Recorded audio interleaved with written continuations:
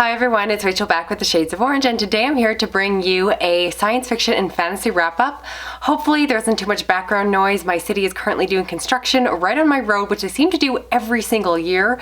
I'm probably the only person who complains about road maintenance, but I'd rather just have quiet than good roads. Also, I'm dealing with a cold, so if I sound kind of congested, that's why. But a girl has got to film if you want to get content out, so that's what I'm doing. I have some great books to talk about, some new releases, as well as some good backlinks favorites, and in particular I have one book that I absolutely love that I want to recommend for all of you to read, but if you read it, I don't want you to finish it. I will explain why in a moment. All that being said, let's get started. First up, let's talk about Eyes of the Void by Adrian Tchaikovsky, and this is a new book out from Orbit. This is the sequel to Shards of Earth, and this is the second book in the final architecture trilogy, and I'm of course going to talk about this book as if you haven't read the first one, so I'm going to keep this all very spoiler free.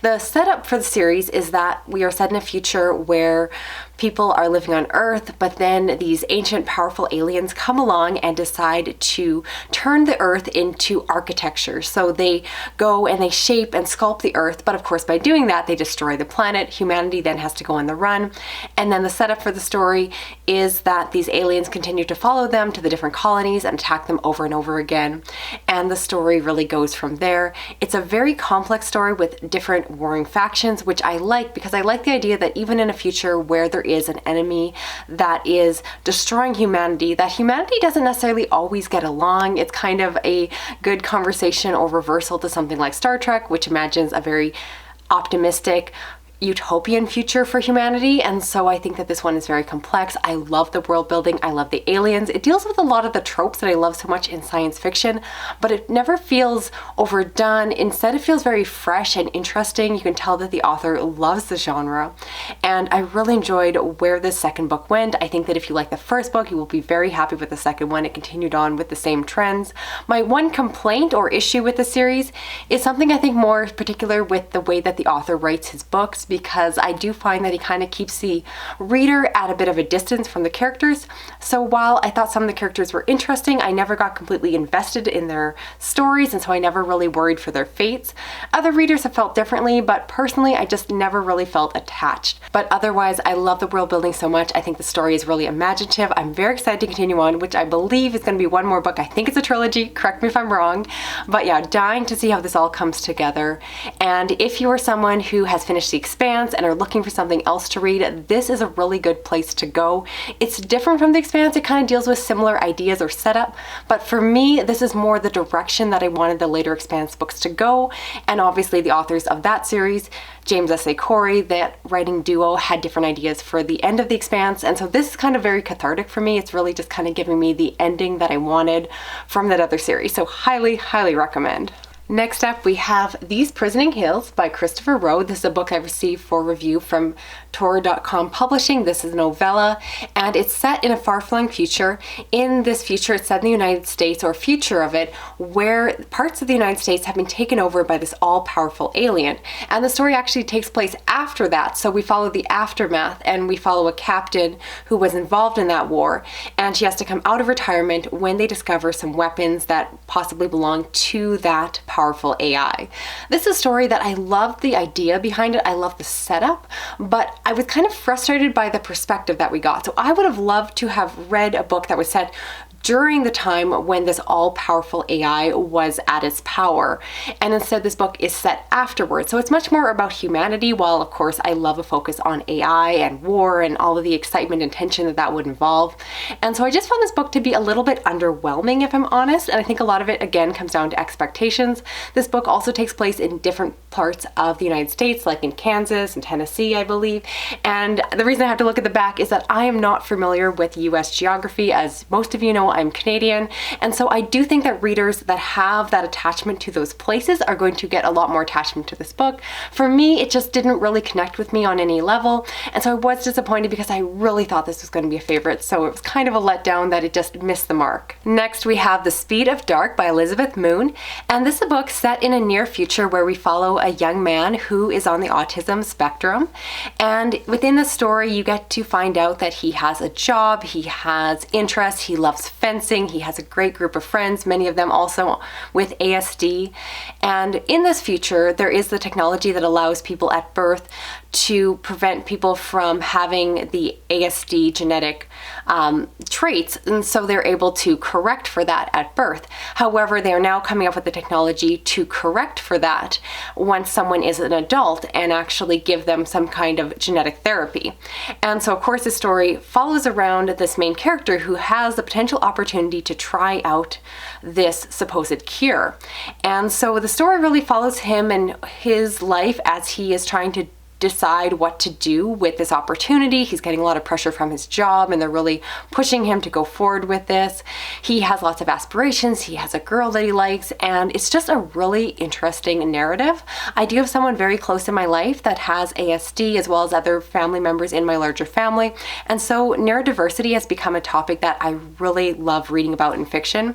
And I gotta say that the representation here I thought was really well done. Now, I can't say that the individual in this book represents every individual out there, because he doesn't.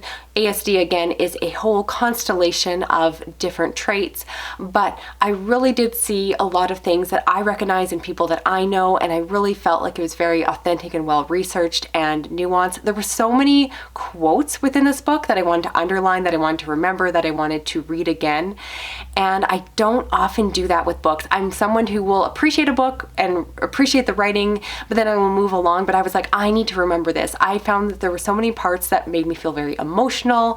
They were just these beautiful moments that really gave light and empowerment, and just, I felt like we're a love letter to the ASD brain, because in many ways it is just brilliant. You get to see someone with those ASD traits and you realize that their brains just work a little bit differently, but differently does not mean bad, and in many ways it can be wonderful what they are able to put together and ideas that they are able to match together. And this character has an amazing ability to detect patterns in music and other things in life, and it just rang so true, and it was just such a good representation of, again, the brilliance of that mind. So I loved so much about this book, but I am so conflicted how to rate, review, and recommend this book, because the ending just ruined everything. So how do you go about telling someone to read a book? But if I want to tell you to read the book, I honestly want to tell you to just stop a few chapters early and just be satisfied with an unsatisfying ending that just kind of trails off, because I wish I hadn't read the end. It destroyed everything, and I know I'm trying not to give away the ending, but like, just don't read the ending. It's so bad. I was so frustrated with it. I had to go online and read blogs and read interpretations, and I was hoping I was mistaken. I was hoping that I was misreading the ending, and I read it again, and it just made me more mad. And I love this book, but I hate this ending, and I'm so frustrated. But again, it's really incredible representation of autism. I don't have an issue with the representation itself. The author, I understand, is not on the ASD spectrum, but has a child that is. And so she really draws from her own experience and a lot of research of those surrounding her. And I love this book, but I hate this book, and I don't know what else to say, so let's move along. Now, switching over to fantasy, I want to talk about The Stardust Thief by Chelsea Abdullah. And this is a book that I received for review from Orbit Books. And this is a piece of epic fantasy inspired by the author's Middle Eastern heritage. And oh my goodness, I really love this one. I've said so many times, I love diverse fiction, and this one just hit home in all the ways that I love. This is a multi-POV story that is honestly hard to summarize because it's so epic in scale, but it's also so readable, and I just flew through it. This story has a perspective of a prince who is a reluctant prince. He kind of has that trope of not wanting to be seen as a prince and wanting to kind of fit in with the average person and sneak off. And then you also have a thief, and their stories get intertwined. There's a little bit of romance, which normally is not my thing, but in this case, I really enjoyed the tension there. I enjoyed the mystery, the action, the world building was beautiful, and there's a whole part of the story that involves jinn hunting, because in this world, the jinn have existed and are now being hunted down, and it's just such a unique take on it. There's a lot of stories within this book, which is normally something I do not like, but this book did not make me hate it for the fact that it used that. Normally that's a big no when I see it come up in books, but I actually really enjoyed it. I felt like it fit the narrative, it fit the structure of this book, so I let it go and actually enjoyed those parts quite a bit. So if you can't tell, this is definitely one of the best fantasy new releases I've read so far this year, and I highly recommend it. I am now dying for book 2, and hopefully you all check this one out and enjoy it as much as I did. Then for something a little bit different, we have Flint and Mirror by Crowley, and this is a book I received from Tor Books for review.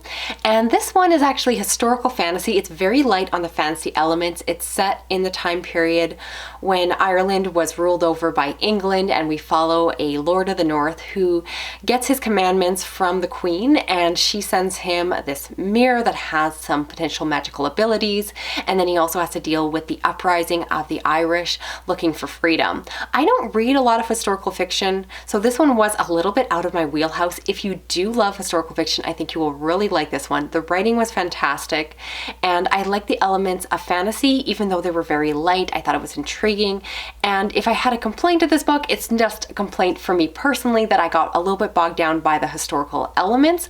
But again, it's historical fantasy, so that's what you should expect. So again, I think if this is in your wheelhouse, this is definitely one you want to check out. It was so cozy. I read it on this rainy day. It was cold. I curled up with a blanket by the fireplace, and it was like the perfect atmospheric read. So despite not being exactly up my personal alley, I would recommend it if you're the right audience. And finally, I want to talk about The Demon Cycle by Peter V. Brett.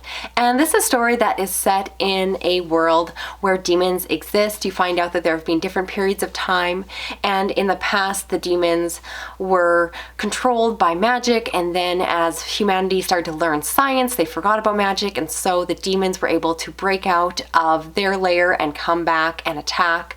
And now humans are basically returning back to magic and using what's called warding to help them fend off against these demons. The story starts out with a coming-of-age narrative with a young boy whose town, of course, is attacked by demons, and there is horrific fallout from there, and he has to go learn how to do warding himself. I really like the setup of this one. It's very tropey, and in terms of accessibility, it was very easy to get into because the author really takes the time to explain everything very clearly. So you're definitely dealing with a narrative that's not exactly info dump, but the author definitely kind of reaches out and says this is how this all works, and you kind of get some lessons in the classroom as you're starting out. So very easy to start, but I will say that I was kind of disappointed by the later part of this book. I felt like it kind of lost steam, and for me, you can probably guess this is such a Rachel criticism, but this book didn't have enough demons and it didn't get that dark, so I was disappointed. I thought it was a great setup. It was very promising. It was tropey, but I was okay with that. But then it just was more about the romance and more about the characters, and it just kind of meandered around, and I wanted the book to be more fierce, more dark, and I feel like the people who have called this book fantasy horror are probably people that don't read a lot of horror. So, maybe I'm just kind of out of my wheelhouse here, expecting this book to be more than it was, but it just wasn't quite what I wanted from it, so I was a little bit disappointed. I don't think I'm going to continue on with the series. If you disagree, if you think the later books get darker, definitely let me know. So that's it for this video here. I'd love to hear of the books I talked about, which ones are you planning on reading? And if you do plan to read The Speed of Dark, are you going to read the ending? Are you going to do it even though I told you not to? I have a feeling you are. If you're new to my channel, please consider subscribing. I do read a lot of adult science fiction, fantasy, horror, and thrillers, as well as true crime these days. And if you want to help me out more, you can give this video a thumbs up, share it around online, drop a comment, even if just a little emoji like a spaceship. And if you hit that little notification bell, you'll never miss another video from me. Thanks so much for sticking around. I'll talk to you again soon. Okay, bye-bye.